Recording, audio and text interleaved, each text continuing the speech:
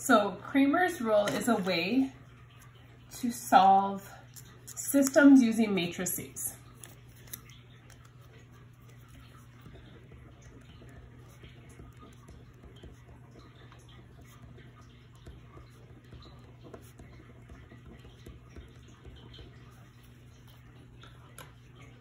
Now, just a reminder that when you see those kind of the straight lines that look like absolute value, that means the determinant. That's where we do downhill minus uphill.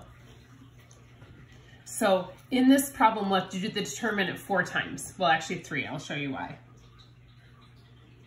So first of all, in order to do Cramer's rule, it has to be in this form. So it has to be kind of in that standard form where I have the x and y on the same side and then the constants on the other.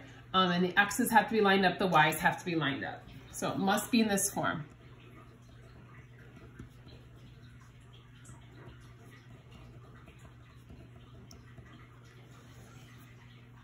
Now I'll tell you this, the reason why this isn't the best method is because it only works if there's one solution. It doesn't work for many or no solutions.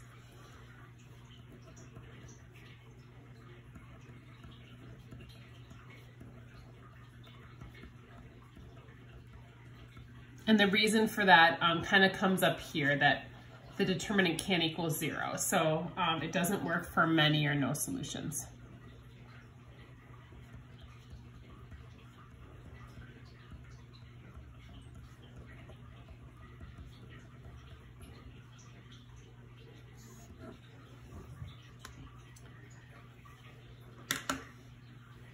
So so I'm going to set up the Cramer's rule here. Now, I'll point out some cool patterns about Cramer's rule. That we're going to solve for x and y, and notice we're taking the determinant and dividing by another determinant.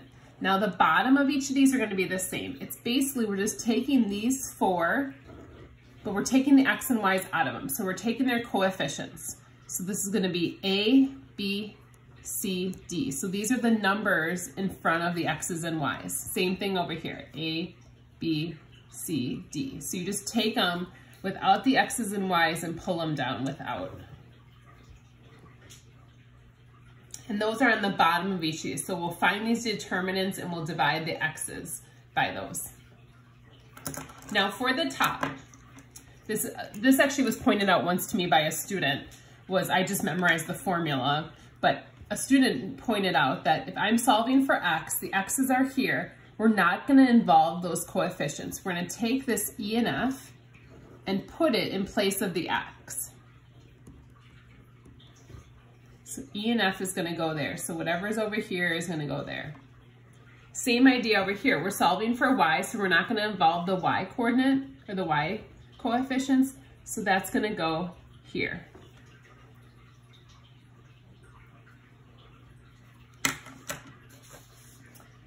And then the other half of this is basically whatever we haven't used. So x's are here, but we actually put e and f.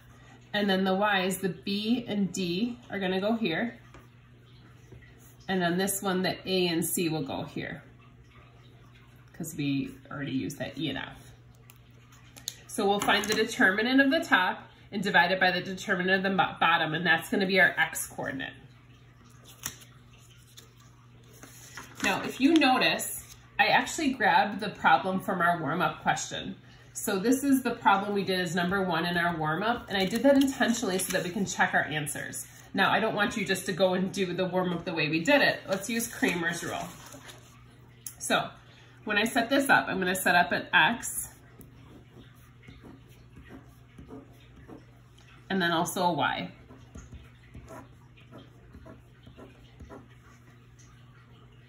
So now for the x on the top, well, first of all, the bottom, let's do the bottoms first. So that's just basically all of those coefficients. So 2, 5, so take the x and y's out of it. This is a -1 and 4. So the same thing's gonna happen over here. So we're gonna do the same determinant twice. Then on the top though, So again, since we're solving for x, we're gonna take the x's out of it. So we're gonna take the e and f, which are the constants, and put them first. Of course, my pen is running out. And since we're solving for x, that's going in place of the x. This one we're solving for y, so the 9 and 2, sorry, is gonna go in place of the y, just like we did up here. And then finally, since we haven't used these y's yet, 5 and 4 will go here, and then 2 and -1 will go here. So kind of take a minute to be okay with where everything is. So again, we're just using this formula to kind of help us sort this out. Now I have to do determinants twice, or 3 times. So downhill minus uphill. Downhill minus uphill. So on the top I get 26. On the bottom I'm going to get 13. So the x coordinate is going to be 2. And if you look at our warm-up question, that's what we got. Over here, downhill minus uphill. And then downhill minus uphill, we already did that. So it's 8 minus a -5. It's the same thing as what we did over here. So the top of this becomes 13. The bottom we already knew was 13, so that's gonna be y is 1. And again, if you go back and look at our warm-up question, that's what we got for our answers. So it really doesn't take that long if it's set up correctly and the numbers are nice numbers, but honestly, if they're fractions, they're really not bad to find because they would just kind of figure out our fractions there for us. All right, so let's try another one here.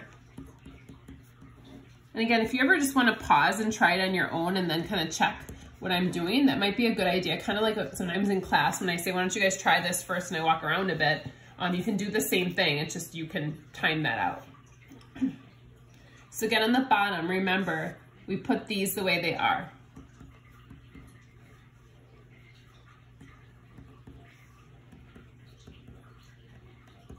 Okay, so those two are always the same. On the top, again, since I'm looking for x, I put the answer in place of where the x would go. And then I put these two. So like the right side should always be the same on the x. And then this side, the left side, should always be the same. And then the answer goes where the y would be. So this one again, downhill minus uphill.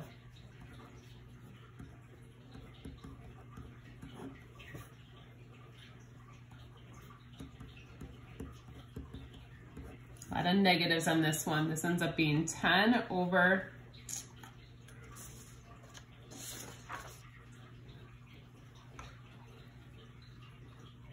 oh, sorry, this should be 24. Sorry. Hopefully you guys were screaming at me. I added instead of multiplying. So that should be 24 over, this would be -4. So this would be a -6 for my x. Over here, -8 minus 0. Realize I missed you guys in person, not only because of this, but because you guys would have been yelling at me about that. So x is, or sorry, y is 2. So x is -6, y is 2. So again, it might be something you're like, that's not as bad as it seemed. Feel free, again, to look other places to kind of get more information about this. Homework is listed here. Again, it's back in section 3.3 because of the fact that this was back in the last chapter. I just didn't think it fit well with everything else. So hopefully this makes sense. Again, I will have another lesson for you guys like this tomorrow, and then I will be back either in person or online with you guys Wednesday, depending on what the status of school is. So hope all is well, and we will talk to you soon.